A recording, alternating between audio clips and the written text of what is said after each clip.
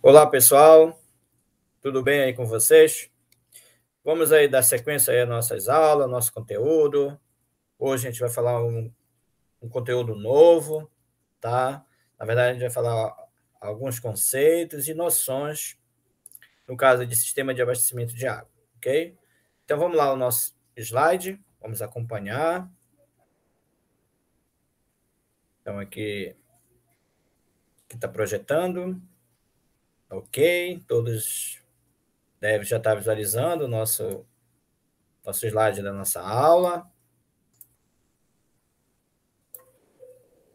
Então, a gente vai falar um pouquinho hoje sobre noções de sistema de abastecimento de água, né? Então, digamos assim, a gente já está acostumado, né, de ter a nossa água na nossa torneira, uma água tratada, digamos assim, de qualidade, né, que é fornecida aí pelas concessionárias, né?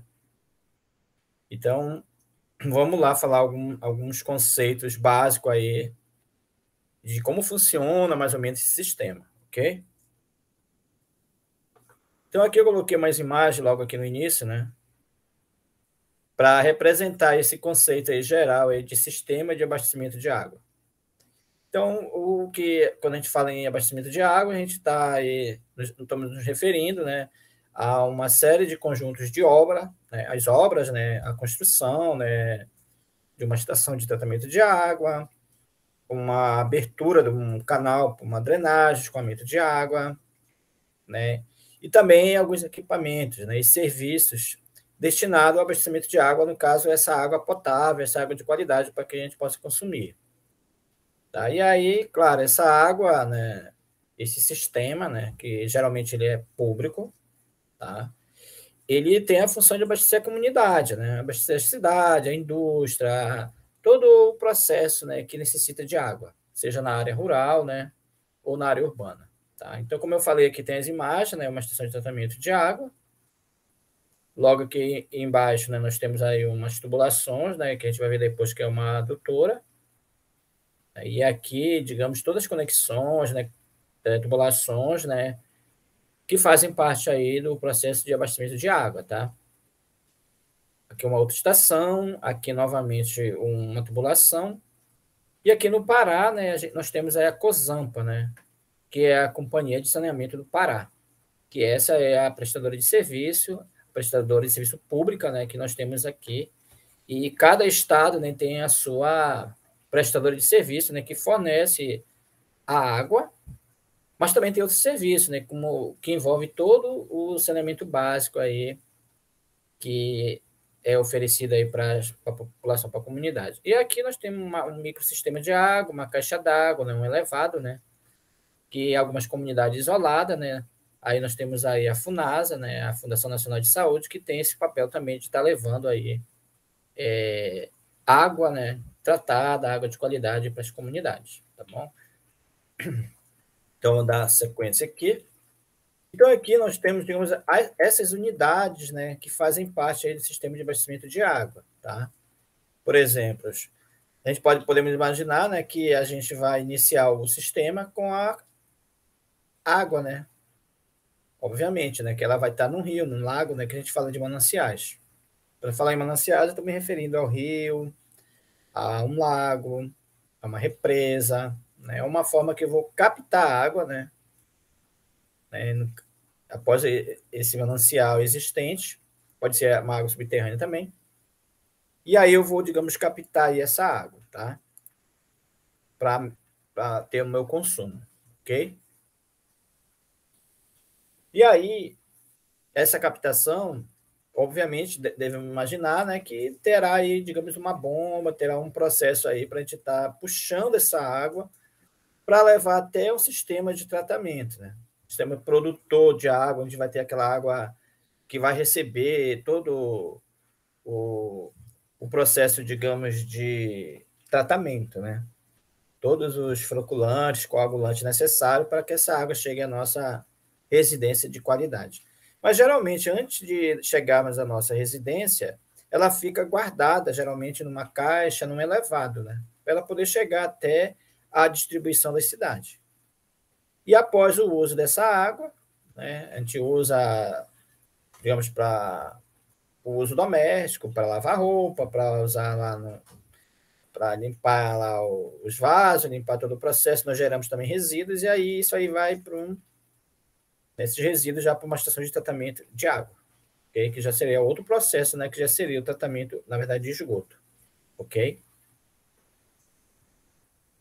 Aqui tem um layout, né, do sistema de abastecimento de água, um desenho, né, em que cada unidade dessa, né, que eu me referi agora há pouco, existe todo um planejamento, todo um levantamento, todo um cálculo, né, digamos, da vazão da água, da pressão da água, da entrada do sistema, tá? Então, num processo mais elaborado, ou, no caso, se tiver uma oferta de uma disciplina de sistema de abastecimento, há necessidade de estudar todas as unidades, desde o manancial, a forma de captação, o tipo da bomba, a potência da bomba, o tamanho dessa estação de tratamento de água, o tamanho do elevado, o reservatório, tudo conectado com um processo de distribuição, né? Como a gente já está acostumado a imaginar nas nossas residências, né? A água passou por todo um processo até chegar às nossas residências, principalmente quando a água é abastecida pela prestadora de serviço, no caso, a nível estadual, né? Nós temos a COSAMPA, e geralmente cada município tem também um sistema, né, de distribuição de água, que faz todo essa gestão, né, do processo a nível municipal, ok? Então aqui é só uma estrutura, um layout, né, para a gente perceber que existe toda uma estratégia, todo um planejamento para se dimensionar, para se tratar a água, né, para que chegue à nossa residência com qualidade. E essa água, já só lembrando, né, a lei, né, das águas, ela enxerga a água como um recurso finito, tá? E por isso ela tem que ser remunerada, ela tem que ser, digamos, paga, né? Justamente porque é um recurso natural, mas, no entanto, existe todo esse processo de tratamento, todo esse planejamento, toda uma equipe, né, para que possa levar essa água, né, ao seu destino aí, que seria a distribuição, como eu falei, né, anteriormente, né, para as nossas residências, mas pode ser para a indústria, para uma irrigação aí no sistema de agricultura e outros usos, né, como a gente viu aí em momentos anteriores, tá?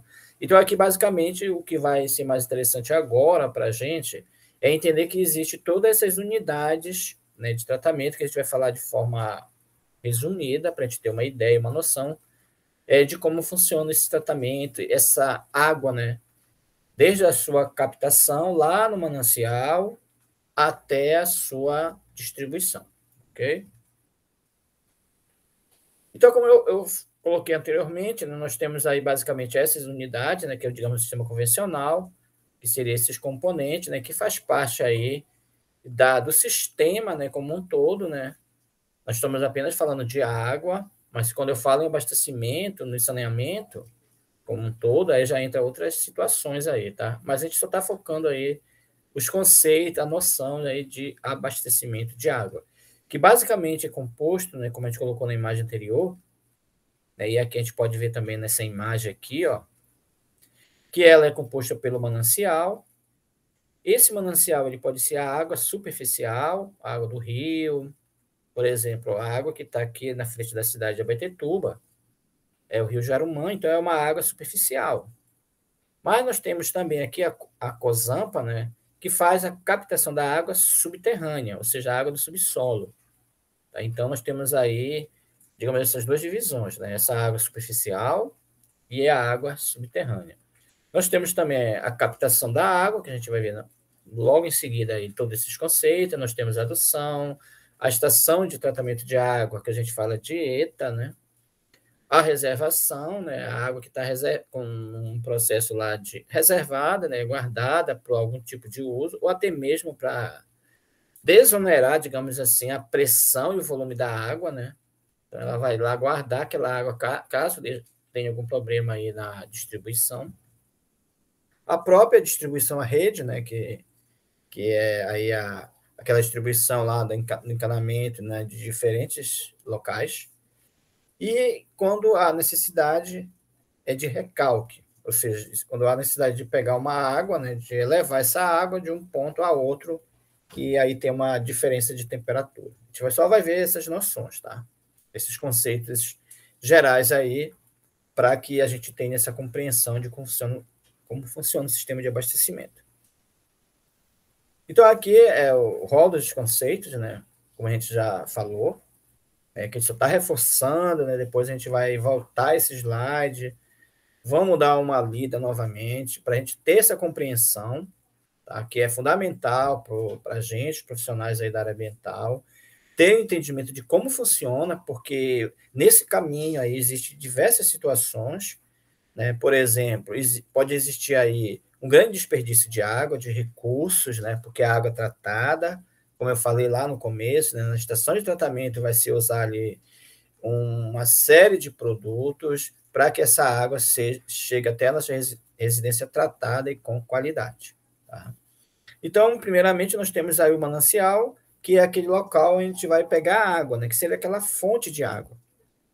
E aí a gente pode pensar de diferentes formas, né, de captar água. Aqui em Abaetetuba, né, município de Abaetetuba, que é o estado do Pará, a gente percebe essa divisão bem claramente, né? Que nós temos aí o rio, que seria a captação da água, né?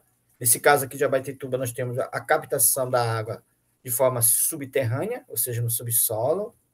Então, aí, basicamente, são as fontes que nós temos de captar.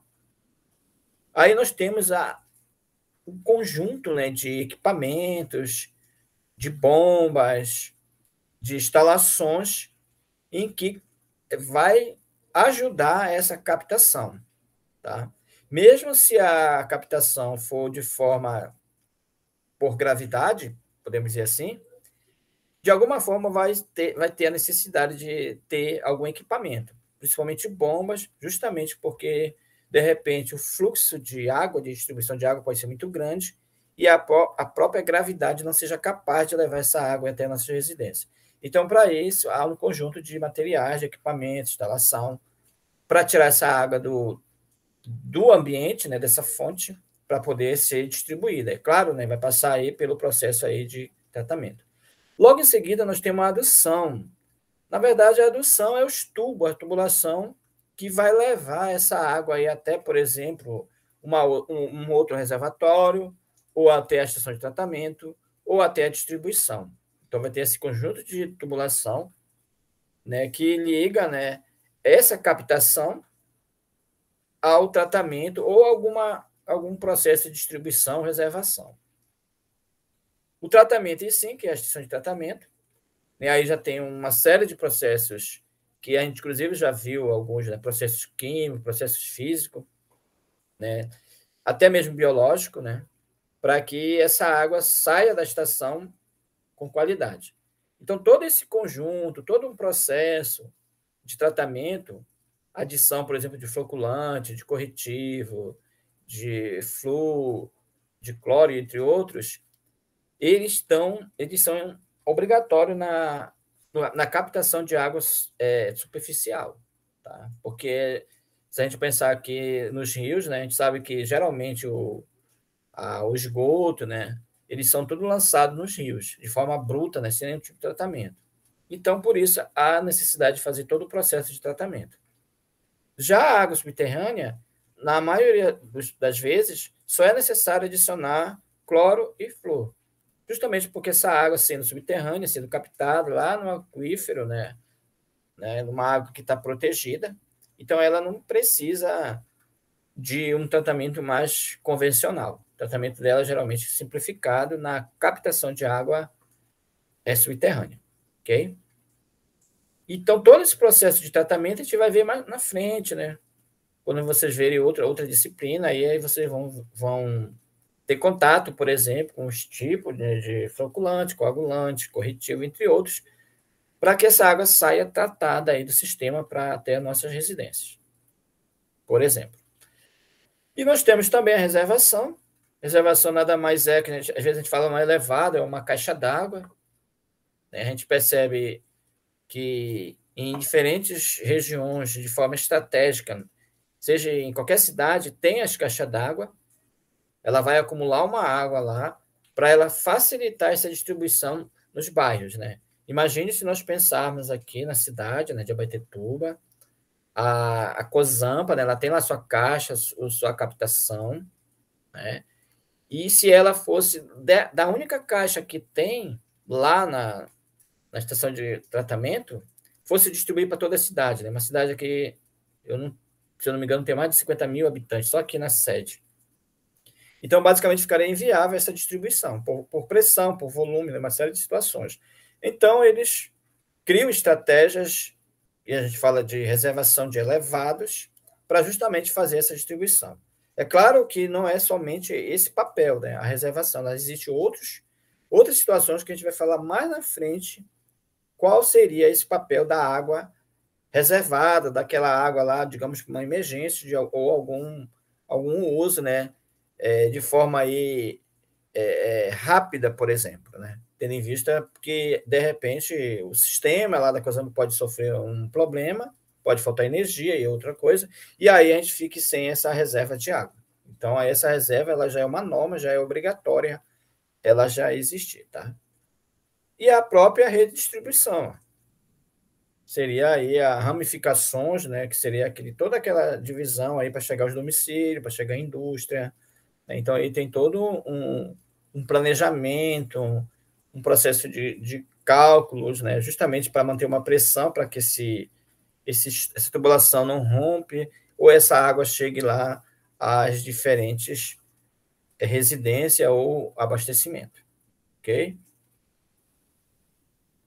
Aqui só um exemplo, né, para a gente dar uma reforçada aí nessa questão das lavatórias, conhecido também como recalque. Nada mais é do que um conjunto de bomba, né?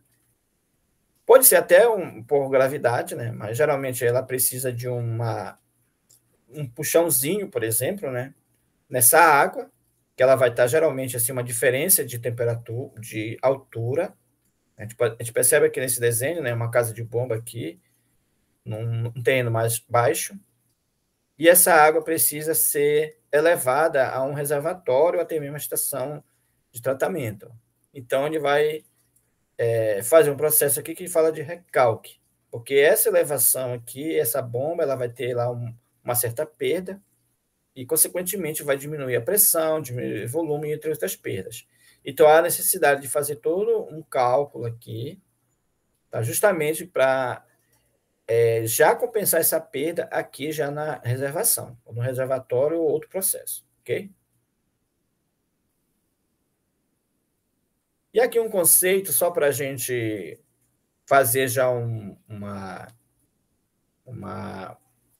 pensamento aqui de como funciona aí algumas situações para que a gente possa ter um sucesso na nossa tomada de decisão, no planejamento de digamos assim, de uma implantação aí de uma estação de tratamento, de uma captação de água, né, no local ideal, ou até mesmo um lançamento de efluente aí no local ideal, para que o custo desse tratamento da água seja o menor possível, né? A gente sabe que sempre a gente tem que trabalhar ali com o recurso mínimo, mas que ele tenha uma eficiência grande, né, no processo.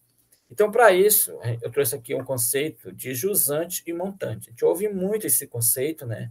Então, é interessante a gente ter em mente aí como funciona esse processo. Então, se a gente olhar aqui na imagem, né, a gente vê aqui uma área, que eu estou chamando de montanha, tá? E aqui, por exemplo, lá na ponta dessa montanha, na parte mais alta, ou na parte que, digamos que a água flui digamos assim, da esquerda para a direita. Então, essa área mais em cima, que pode ter a nascente, ela é a área da montante, ó. Então, ou seja, a montante geralmente ela está em direção à nascente daquele rio, ok? O contrário disso, que ela, digamos, está se afastando lá da nascente e se aproximando aí, digamos, da foz do rio, da desembocadura do rio, do mar, ela é chamada de jusante, ok? Ou seja, a água está indo em direção, digamos assim, ao rio ou uma bacia, ok? Então, aqui eu trouxe aqui o conceito, né? A gente, na própria imagem, a gente já tem essa ideia de como funciona, tá? E aí, aqui o conceito, né? Jusante e montante são lugares que são conhecidos como lugares referenciais de um rio pela visão de um observador. Então, aqui a primeira ideia é o observador que vai definir esses dois conceitos. Jusante é o fluxo normal da água de um ponto mais alto para um ponto mais baixo. Montante é a direção de um ponto mais baixo para o mais alto. Okay? Então, é que representa essa imagem aqui, ok? Então, a montante, ela está aí na direção, ó, a nascente, né? Então, ela está indo para um ponto mais, de um ponto que está embaixo para o mais alto. E a jusante está, digamos, de forma contrária a esse conceito, ok? Foi entendida essa parte? Isso aqui é bem importante, porque lá na frente a gente só vai falar montante e jusante, né? Então, a gente já tem que ter, por exemplo, em mente, né, esses dois conceitos. E isso, no nosso planejamento, seja na captação de água ou para o lançamento de efluentes, justamente aqui nesse contexto. Por exemplo, aqui nós temos um rio, eu posso pensar aqui em cima, né, digamos aqui, no início do rio, digamos, vem a nascente, então aqui em cima eu tenho a montante, aqui embaixo a jusante. Então eu tenho aí o rio, eu tenho os pontos 1, 2, 3 e 4, e nesse caso, qual seria o local ideal, digamos, para me lançar meu efluente, né, que seria aquela água residuária, aquela água poluída, né? Digamos que eu tenho lá um lançamento, né, que é claro que a gente vai consumir a água, a gente vai gerar resíduos, vai gerar efluente, e a gente vai devolver novamente para o rio, para o corpo receptor, né? Então, nesse caso, onde seria, digamos, o mais ideal? Vamos pensar, então, que, que a cidade ou a estação de tratamento está aqui no ponto 1. Ó. Então, obviamente, o ideal de lançamento do efluente seria o ponto 2, ponto 3 para lá. Tá? Então, não seria coerente a gente colocar aí o nosso lançamento de efluente, o nosso esgoto doméstico, digamos, antes do ponto 1, porque ele ia prejudicar já aqui a parte da jusante, ó, as populações, né, para usar água de algum processo. Então, vamos ver a outra imagem aqui, que já nos lembra esse conceito aí do sistema de abastecimento de água, tá? Então, novamente, nós temos o rio, ó. Ele está vindo aqui da esquerda, então, ou seja, na esquerda aqui, eu tenho aqui a minha montante, e ele está indo, digamos, para essa seta aqui do rio, ele está indo para a foz lá da bacia, para a desembocadura lá do rio, que seria a jusante. Tá? Então, olha só, então o ideal é eu captar minha água antes, né, do lançamento do esgoto, ó, do efluente. Ó. Ou seja, o ideal da administração de tratamento é ser antes, inclusive, do aglomerado urbano, por exemplo. Ok? Justamente para que a gente não capte água poluída, água com problema de esgoto, porque certamente o tratamento vai se tornar mais caro. Então, a gente percebe aqui na imagem que a captação da água para a estação de tratamento de água, para a distribuição, ela tem que ser a montante do rio, digamos, dessa cidade, ou do lançamento do efluente, mesmo que ele seja tratado. Ok? Então, são informações muito valiosas na hora de tomar decisão, porque, como eu falei, a gente tem que otimizar recurso, dinheiro público, ou até mesmo nos prevenir, né, de possíveis problemas de doença, né, causada pelo processo de esgoto. Tá? Então, aqui nós temos aí a captação, aqui a montante, olha aí a montante, e aí vai para a estação de tratamento, e aí após a estação de tratamento vai ser distribuído, e esse sistema aqui, essa cidade, essa distribuição de rede de esgoto, ela vai ser levada, obviamente, deveria, né, ser lançada aí por um tratamento de esgoto. O ideal era que nós tivéssemos, né, as estações de esgoto na cidade. A gente percebe que aqui em Abaetetuba, Belém, regiões não tem estação de tratamento de esgoto. Então, essa água aqui ela acaba sendo lançada de forma bruta, essa água residuária. Por isso, né, essa grande necessidade de a captação ser a montante, né, do lançamento, no caso esgoto, ou até mesmo na cidade. Nesse caso, se a captação, obviamente, for água superficial. Por exemplo, aqui em Abaetetuba, nossa captação é água subterrânea. Então, basicamente, a Cozamba está numa boa localização. Ela está basicamente no centro da cidade. Aí, se nós pensarmos em Belém, né, que é a nossa capital, que é vizinha, a gente vê que a captação, né, da água de Belém é superficial, tá? Inclusive, ela é captada do Lago Bolônia, ou Água Preta, né, que já é uma área, digamos, meio que afastada, por exemplo, um pouco da cidade, do aglomerado, que na verdade já Belém já cresceu, né? E já basicamente tomou todos os espaços. Mas também ela é abastecida, né? Esse Lago Bolônia e Água Preta é abastecida pela água do Guamá, do Rio Guamá. Né? Então tem a adutora, né, que faz lá a captação, abastece o Bolônia para justamente essa água ir para a estação de tratamento. Ok? Então é só para a gente refletir. E agora, outro conceito, né, que é importante a gente levar junto esse processo, porque a gente vai falar, digamos, de manancial, né? Vai falar um pouquinho, né, nessa aula, né? Então, aí a origem, digamos, dessa captação da água vem aí das bacias hidrográficas, né? Então, aí nós temos aí 12 bacias aí no Brasil, tá? Entre elas nós temos aí a bacia amazônica, onde tem a maior recarga de água, o maior volume de água no Brasil e até, digamos assim, uma boa porcentagem em relação à água disponível, doce, de qualidade, não de qualidade, mas água doce, água disponível para abastecimento, nós temos aqui na Amazônia. Tá? E também nós temos outras bacias, outros rios, né, que compõem aí os rios, né, toda a dimensão hidrográfica do Brasil. Né? Tem, por exemplo, bacias bem conhecidas, que vem sendo bem discutida aí, como a bacia do São Francisco, né? Justamente para abastecer algumas regiões do Nordeste que não têm acesso aí às bacias, ou que as bacias são um volume muito pequeno e não conseguem abastecer todo o Nordeste. E outras, né, que são bem requisitadas, são devido ao volume populacional, no caso, a bacia do Atlântico Sudeste, né, e também do Sul, justamente porque onde está, digamos, um grande volume da população. Tá? E aí, para isso, acaba se exigindo bastante dessas bacias para justamente abastecer a nossa região que está mais povoada no Brasil. Então, o que seria essa bacia hidrográfica, né? A forma, digamos, conceitual? Nós temos aqui duas imagens. Vamos ver aqui se nós conseguimos tirar esse conceito da própria imagem. Então, essa imagem da esquerda e da direita representa uma bacia. Então, se nós olharmos aqui, ó, nós temos aqui um rio maior, né, que é, digamos, advindo de uma nascente, e que ela também tem contribuições de alguns rios, que a gente fala de afluente, ou até mesmo subafluente, conforme a ramificação da bacia. Okay?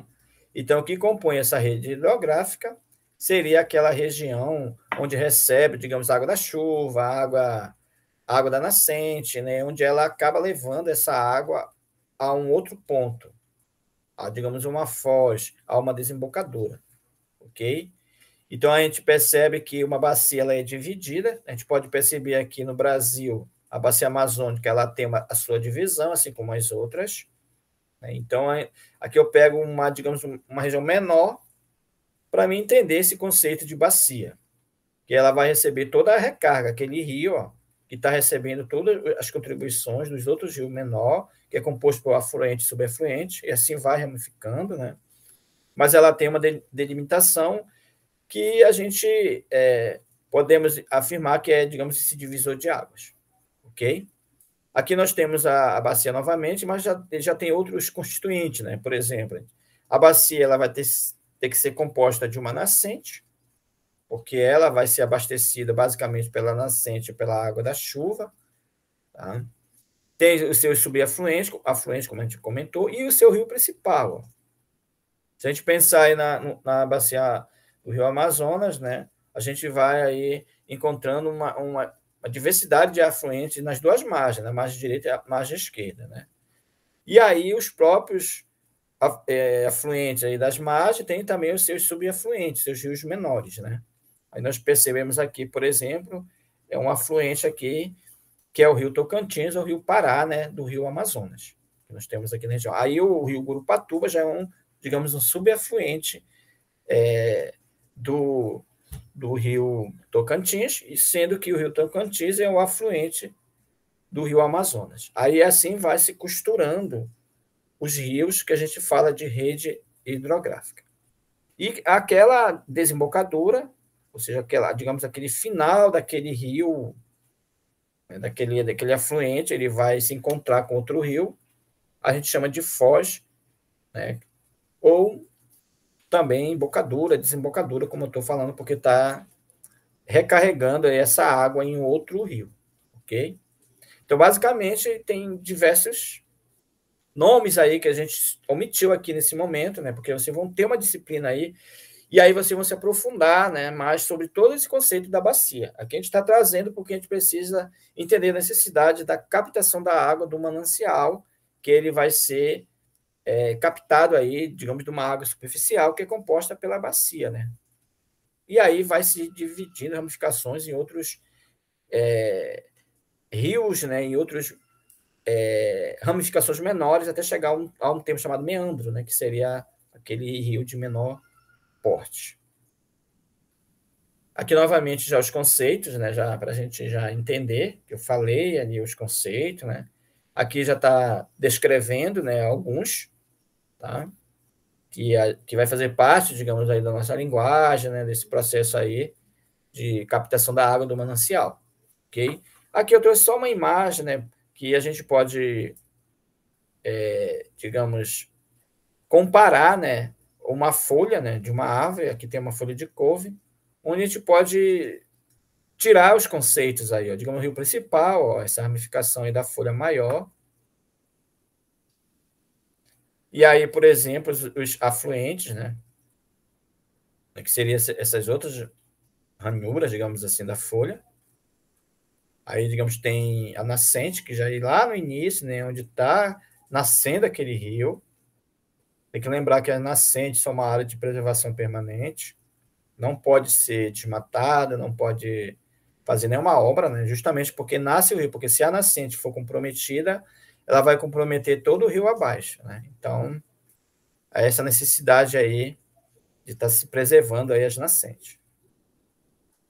Aí, novamente, aparece aqui, né, montante, ó, que seria essa parte de cima, e a parte que está descendo seria a jusante. Claro, tem que saber a direção desse rio, né? Então, vamos lá. Aqui tem um vídeo, né? Aqui já está o link do vídeo, né? Te convido a vocês a assistir, que ele vai reforçar essa parte inicial que eu comecei a falar de bacia. Tá? Ele é um vídeo bem animado, bem interativo, curto, que aí dá essa noção bem geral aí do que seria a bacia hidrográfica e também reforça, né, a importância da preservação, da conservação desse recurso. Inclusive, cada rio ela tem que ter um comitê, um grupo de pessoas que tomam diversas decisões. Qual o valor dessa água que vai ser consumida, qual a classificação dessa água, se ela é classe 1, se ela é classe 2, se ela está na classe de água doce, se ela pode receber efluentes, como é que ela é feita a captação, quais são as autorizações, ou seja, uma série de decisões fundamentais para que a gente mantenha esse recurso, porque a gente sabe, né, que nós não podemos sobreviver, nem nós, nem os animais, nem as plantas, sobreviver sem água. E detalhe, água de qualidade, uma água boa, né, que a gente pode beber, e também uma água que a gente pode fazer uma irrigação, pode usar aí nos cultivos, né? Então, ela tem todo um processo maior, e por isso há essa necessidade de ter esse cuidado, né, com as bacias. É só lembrando, né, e reforçando, gente, que a gestão hoje atual do saneamento básico e das águas no Brasil, elas estão sendo feitas pela ANA. A ANA, né, é a Agência Nacional de Água, e agora a Agência Nacional de Água e Abastecimento, ou, desculpa, e Saneamento Básico. Tá? Então, ela que faz toda a gestão. Eu falei logo no início lá que a COSAMPA, né, ela faz ela é a prestadora de serviço que tem entre diversas funções, entre elas fazer a distribuição da água. Então, a gente sabe que a COSAMPA é um órgão público, na verdade, um órgão ali da Organização de Economia Mista, porque tem também recursos privados, mas que agora, né, houve uma nova regulamentação, um novo marco regulatório do saneamento no Brasil, em que vai ser permitido que o setor privado gerencie alguns setores aí do saneamento, entre eles, digamos, o abastecimento de água. E podemos imaginar, de repente, que a COSAMPA possa ser privada.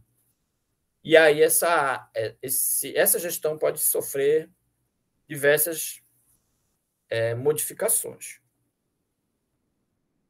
Aqui, novamente, né, uma folhinha, né, aquela folhinha lá que a gente falou inicialmente, né, que representa aí uma bacia. Então, essa divisão da bacia aqui, a gente fala que é o divisor de águas. É claro, eu posso pegar uma ramificação dessa daqui e chamar uma bacia também. Por exemplo, eu posso chamar que Gurupatuba é a bacia do rio Gurupatuba.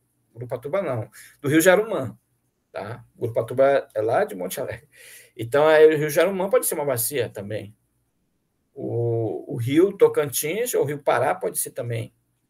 Mas como a gente está falando em situações macro, a gente está pensando no rio Amazonas. Tá? Então, aí ele tem lá o seu curso d'água, digamos, sua recarga, né, o seu leito maior, posso eleger ele como bacia, e os outros chamar aí de afluente ou subbacia. Então, o contorno que vai separar aí esse rio, eu chamo de divisor de águas ou divisor topográfico. Tá? Então, é ele que está, digamos, fazendo essa divisão. Esse conceito é importante para a gente pensar nessa questão dos mananciais, que seria a primeira unidade do sistema de abastecimento, que é composto, né, pelas águas. Né? Quando eu falo manancial, eu estou me referindo à água como um todo. E aí tem essas duas divisões, que a água pode ser da superfície terrestre, né, superficial. Aí a gente pode lembrar aí dos rios, lagos, ou até mesmo algum reservatório artificial, como digamos, aqueles que são gerados aí pelas hidrelétricas, aí nós temos aqui bastante. Tá? Então, essa água que está aí disponível no rio, lago, entre outros, é chamada de manancial superficial. Ou seja, a gente pode captar água para consumo da cidade, água superficial, ou lá na frente a gente vai ver, ou de água subterrânea. Aqui, só para a gente lembrar, né, nossos rios, nós sabemos a riqueza que nós temos aqui na nossa região, né? No Pará como um todo, na Amazônia como um todo, né? Então, a gente basicamente sabe que a região amazônica é cortada por rios e inúmeras ilhas, né? Só que em Abaetetuba, né, a gente sabe que nós temos 72 ilhas e todas as ilhas são cercadas por água. Então aí tem todo um processo de gestão, tem todo um processo de consumo, captação de água, né? Aqui eu trouxe já uma série de imagens, né, representando toda aquela forma de água, de captação de água manancial, no caso superficial. Então aí pode ser cachoeiras, lagos, enfim, uma diversidade aí de riquezas que nós temos, né, que a gente precisa enxergar aí com mais cuidado, né? E aí o subterrâneo, como a gente falou, né, que seria aquela água captada aí no subsolo, podemos dizer assim. A gente ouve vários termos aí, né? Água do poço artesiano, água do poço amazônico, água não sei por onde lá. Mas a gente tem aí na literatura mais ou menos dois consensos, tá? Que seria a água subterrânea captada aí de forma de poços artesianos ou de poço amazônico ou poço semi-artesiano, né, que seria aí essa mesma configuração. Aqui eu trouxe mais imagem, né, aqui embaixo, que a gente talvez já vimos aí, né, pela zona rural, né, aquele poço feito, digamos aí, com uma manilha, né, de cimento, ou construída com tijolos, né, em que esse poço é meio que aberto, a gente consegue visualizar, tá? Então, ele é um poço raso. Digamos, pode ter até 20 metros, por exemplo. E a captação da água está sendo feita desde a superfície até lá embaixo. Então, a gente fala que esse poço está captando água, digamos assim, da superfície. Tá? Então, é por isso que a gente chama de poço amazônico. Ele pode ser também estar coberto, né, aqui, para proteger, né, de alguns intempéries aqui, mas ele também, sendo raso, a gente vai ver logo aqui na frente lá o conceito, e aí ele também é um poço amazônico. Ou aqui outro também, mesmo que esteja uma bomba aqui, ele está, de repente, aqui raso ainda, e aí a gente chama isso aqui de poço amazônico ou semi-artesiano. Aqui, já numa outra imagem acima, a gente já pode chamar esse poço de artesiano, porque o próprio conceito de artesiano é quando essa água flora automaticamente. Porque a água do poço artesiano ela é feita lá no aquífero, naquele reservatório de água que fica represado no subsolo. Então, a partir do momento que a gente quebra, digamos aí, um material, né, que é mais rígido, essa água ela aflora na superfície. Então, aqui nós temos essa água, digamos, aflorando aqui, ó. Aqui embaixo, digamos, é uma estrutura maior, né, sendo cavada, né, um poço artesiano, porque a gente podemos imaginar, né, que essa água que está represada, ela não está tão próxima à superfície. Pode ser que esteja, depende da geologia do local. Mas geralmente ela está numa profundidade aí bem grande, podendo aí ser maior que 50 metros. Porque geralmente nossos poços amazônicos, nossos poços que às vezes a gente tem na nossa residência, a gente fala de artesiano, porque está tudo fechadinho, né?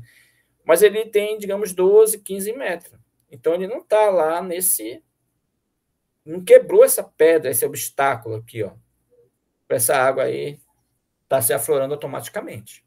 Claro que nem sempre ela vem automática, ela há necessidade de bombas, né, justamente para captar aí essa água. Mas o próprio conceito é quando essa água aflora de forma automática. Tá? Que ela está vindo lá do. Porque numa aquífero ela fica represada, então tem uma alta pressão. A partir do momento que a gente quebra lá aquela pedra, digamos assim, aquele material, ela vai ser liberada. Ela vai ser expulsada, digamos assim, para fora. E o poço artesiano, se nós não tivermos a bomba, a gente não consegue ter essa água. Tá? Então, só para a gente reforçar esses conceitos, para a gente começar, digamos, a entender, né? Por exemplo, essa primeira camada aqui da superfície, né? A gente fala de lençol freático, porque essa água está sendo filtrada, digamos, todo dia aí. Direto, né? E, geralmente a gente capta essa água, que a gente fala às vezes semi-artesiana ou poço amazônico, ela está sendo captada daqui, ó, do lençol freático. Porque essa água está sendo infiltrada aqui para dentro aqui desse poço escavado, pode ser uma bomba até aqui, né? Então ela vai estar. Então, geralmente, aqueles canos PVC eles estão tudo furadinho, aí eles ficam acumulando água. Ele não, digamos, rompeu uma camada, digamos, mais dura, né, de pedra, onde a água está, digamos, confinada embaixo. Por exemplo, aqui nós temos essa primeira camada aqui, o lençol freático, né? Ele não tem nenhuma camada, digamos, mais precisa de filtração, ó, que nós chamamos aqui nesse desenho aqui de camada confinada. E aí, aqui embaixo, nós temos, digamos, o aquífero. Digamos aqui, o aquífero Guarani, que nós temos, né, bastante estudo, e o alter do chão, que são as águas que estão, digamos, represadas, que estão, inclusive, protegidas de diversos poluentes, porque tem uma camada bem resistente, que essa água, para chegar até aqui, essa confinação, ela demora muitos anos. Podemos dizer até séculos, né? Essa água que já está há muito tempo aqui, já porque a filtração ela é muito lenta, ok? E aí, uma camada ainda mais profunda, já é uma outra camada que já seria uma aquífero confinada aqui, que fica aqui muitos anos. Então, basicamente, a gente está trazendo a água artesiana desse aquífero aqui, ó. Ele vai ter que romper essa camada, que pode ter diferentes espessuras, mas que é uma camada altamente, digamos, resistente e que não é qualquer equipamento, qualquer broca que vai romper essa camada. Okay? Então, por isso que um poço artesiano ele acaba sendo um valor bem alto, justamente porque ele vai ter que romper isso aqui, vai ter que ter uma broca específica, justamente para ele estar tendo acesso a essa água confinada. A partir do momento que ele tem acesso a essa água aqui do aquífero confinado, aí nós podemos dizer que nós temos uma água de poço artesiano.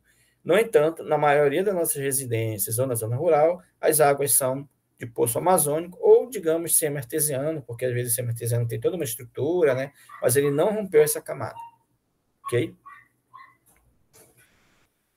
Então, aqui novamente, só para a gente reforçar aqui nosso entendimento, né? Digamos, para captar essa água aí subterrânea, né? Do aquífero, né? Que seria aquela água confinada que nós temos, né? Digamos, lá confinada, protegida, tá? Que, por exemplo, o sul e sudeste estão, digamos assim, explorando de forma demasiada esse aquífero, inclusive tornando a água até salina, justamente porque o volume de captação é muito alto.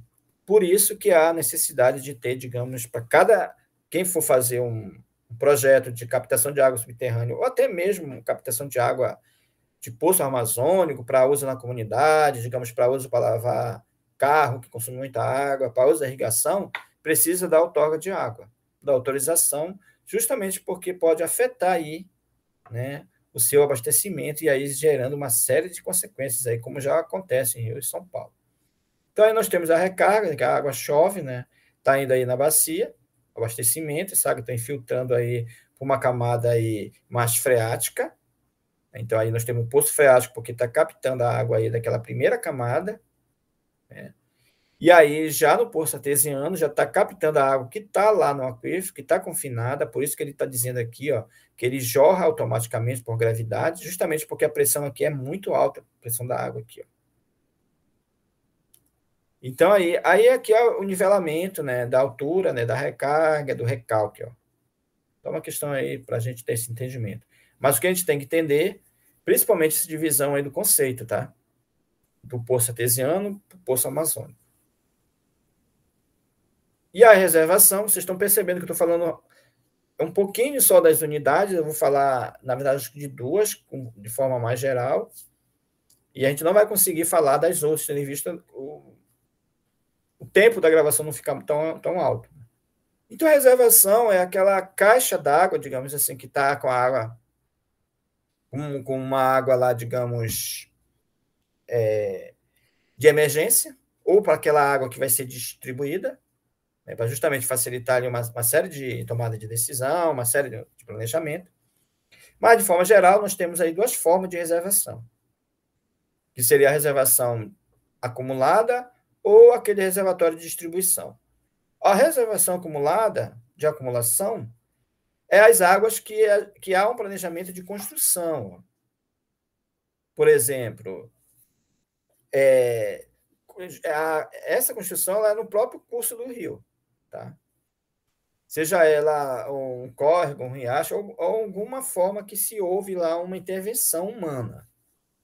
Como a gente pode ver aqui nas hidrelétricas, na água aí que está reservada aí para um tratamento de água, né? Aqui no caso eu trouxe uma imagem do Rio Bolônia, Água Preta, em Belém, né, que funciona como um reservatório justamente para abastecer aí a estação.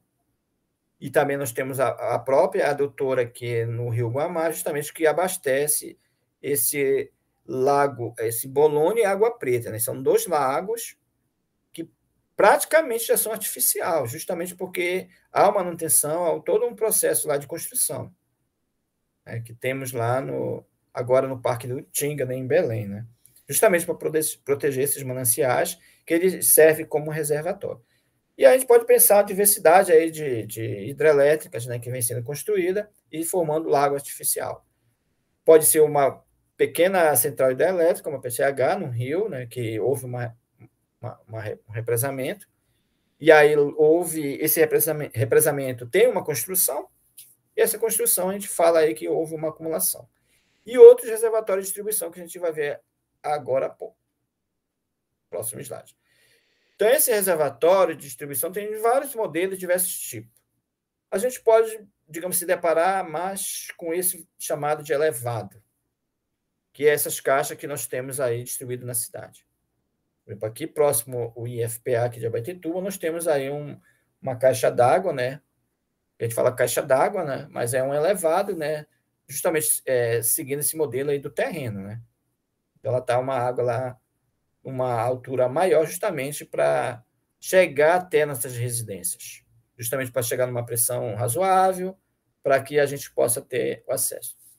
O outro é o stand pitch, que na verdade é como se fosse um tubo, né, vertical, ou um tubo embutido aqui dentro de uma área vertical, onde vai estar a água reservada. Basicamente, a gente não vê muito esse modelo aí, digamos, na cidade. Pode ser que esteja na indústria, né? Modelo stand pit. Pode ter também o enterrado, semi-enterrado e o apoiado, né, no terreno.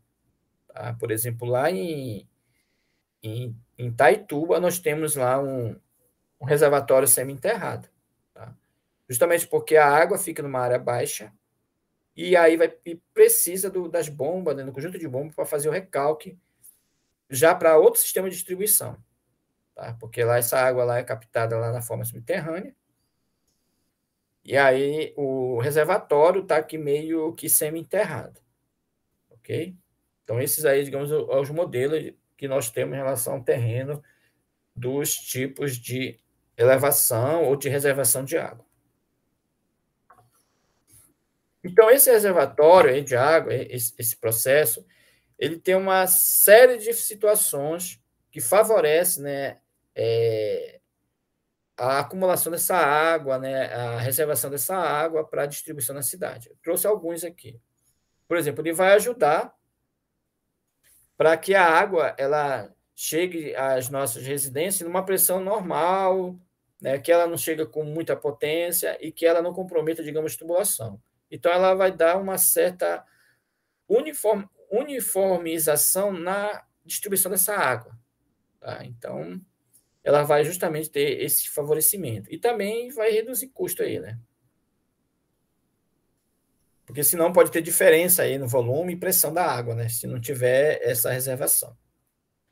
E uma outra situação extremamente importante, inclusive as próprias indústrias, elas têm que ter a água de emergência, justamente para combater algum tipo de intervenção aí, seja na falta de água, a indústria não pode, digamos, ficar sem água, o hospital não pode ficar sem água, né, ou um princípio de incêndio. É obrigatório, no licenciamento ambiental de uma indústria, ter lá essa água de emergência. Tá? Não é que, digamos assim, a cidade ela pode ter também, digamos aqui, no bairro da Francilândia, que é a Abaetetuba, essa caixa que nós temos de distribuição, ela pode ter, além da caixa, outro sistema de reserva. Imagine que dê problema lá na chegada da água e aí ela vai ficar inviabilizada de distribuir água. Então, essa emergência ela pode atender essa demanda. É emergência, não precisa ser uma distribuição muito grande. Há um cálculo aí, mais ou menos, da quantidade que poderia ser usada, né? Não é aleatório também, de acordo com a planta da indústria, da planta lá do bairro, da região onde ela atende, justamente para ela ter essa reservação. E aí, obviamente, ela vai gerar economia nesse sistema de abastecimento. Porque imagine eu tendo lá, digamos, uma bomba lá no centro da cidade para distribuir para toda a cidade. Então, aquela bomba vai estar todo o tempo funcionando. Aqui não. Digamos que a bomba é ligada, é enchida a caixa aqui de Francilândia, e aí depois ela distribui normalmente por gravidade. Então, vai gerar uma economia aí de energia, de tempo. Então, geralmente, sempre a gente trabalha com essa questão aí no tempo. E aí, como eu falei, né, ela auxilia nesse combate a incêndio de forma obrigatória. No licenciamento, tem que aparecer na planta essa água de reservação. Caso não tenha, digamos assim, o órgão ambiental pode não aprovar a licença. Ok? Então, esse sistema de abastecimento ele está diluído aí em diversas situações. Tá? Então, não é, digamos, a água somente para abastecer a cidade, abastecer a indústria. Ela também tem outras funções, aí, como nesse caso, a reserva de emergência. E aí, finalizando nessa parte, eu trouxe aqui alguns exercícios para vocês, para que vocês possam, digamos, estudar melhor, possam pesquisar mais sobre o assunto, para que vocês tenham um entendimento maior desse processo. Então, a gente agradece a oportunidade. Qualquer dúvida, nos procurem aí pelas redes sociais ou na aula presencial, que a gente vai ter o maior prazer e estar disposto aí a tirar todas as dúvidas que porventura apareçam. Então, a gente agradece. Tchau, um abraço, fique com Deus.